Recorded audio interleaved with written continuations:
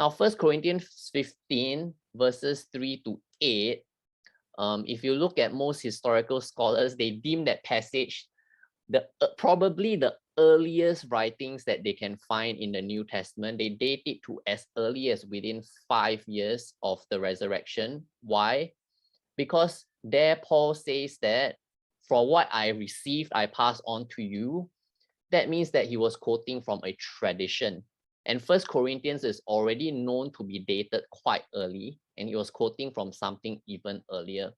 So we have very early text, and we have writings that suggest that the writers were honest. Why pick women? And why would Paul suggest to an audience that would have known it was a lie to say that, hey, if Jesus did not rise from the dead, your faith is useless. You know, your preaching is useless, and so is your faith. Okay. So I think just based on some of these criteria, we can deem that the writings of the New Testament in general, I've given a specific example of the empty tomb and the appearances, to be historically authentic. Now, the second part of the question is, could it be coincidentally a robbed tomb and people having visions of Jesus? Yes. So this comes into a matter of how we assess one argument as stronger than the other.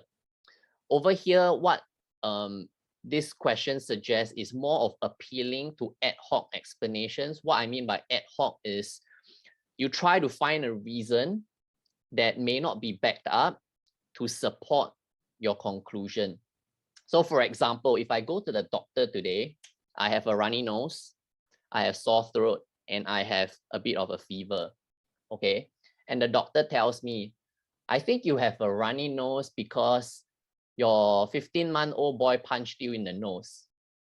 And your sore throat is probably from the mala huoguo that you had last night. And your fever, maybe you put some heat pack on your forehead just an hour ago. Okay, that is what, of course, it's a bit exaggerating, but that's what I mean by an ad hoc argument. You have different symptoms and you try to put reasons that doesn't seem very well backed, versus the doctor telling me, I think you have COVID. Which explanation would you think is stronger, right? Usually the simpler and the more coherent explanation would be deemed as the stronger one, right? So if we say that the tomb was robbed and people have visions, now you have to give supporting explanations for why you think it was robbed. We know that the tomb was guarded. So how do you get past that? And having visions, let's say the tomb was not empty, the body was still there. Okay, but you say it got robbed, fine. Let's say it really got robbed and you had visions appearing to more than 500 people at the same time, appearing to multiple people at different times, and people believe that he was alive and well.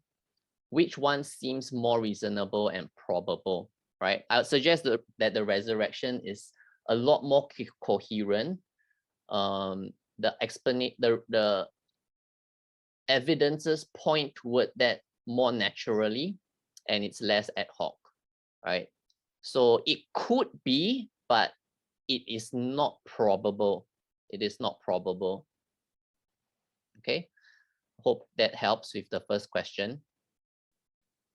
Second question, where did early Jews get the idea that Jesus was only resurrecting in the end times? I'm going to clarify here in case I got misunderstood. The early Jews were not saying that Jesus would only resurrect in end times. The early Jews were saying that all believers would only be resurrected at the end times. All believers. So they were not expecting Jesus to be any different. So how did they get that idea? This is what we call special revelation. They believe in the Old Testament, and remember, in the Old Testament there were a lot of prophets, right? We talk about Isaiah, it's a prophet. You have your major prophet, minor prophets. The book of Daniel also has a good amount contributed to prophecy. So prophecies are God's direct revelation to the prophets, and they reveal it to the people, and that's what gives them that knowledge. That's as opposed to natural revelation, where we see the world around us and our observations tell us that God is real, right? So special revelation, God tells us directly.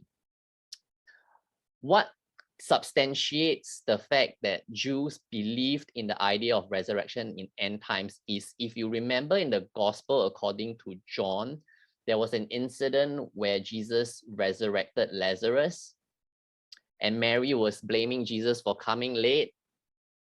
Mary said that, hey, Jesus, if you had arrived earlier, he wouldn't have died. Jesus came, he wept. After that, he said, he will rise again. And what did Mary say? Yeah, I know he will rise again. He will rise again at the end times, right? So here in the New Testament, you have validation that this was something that they believed. But of course, Jesus then resurrected Lazarus immediately, which they were not expecting, right?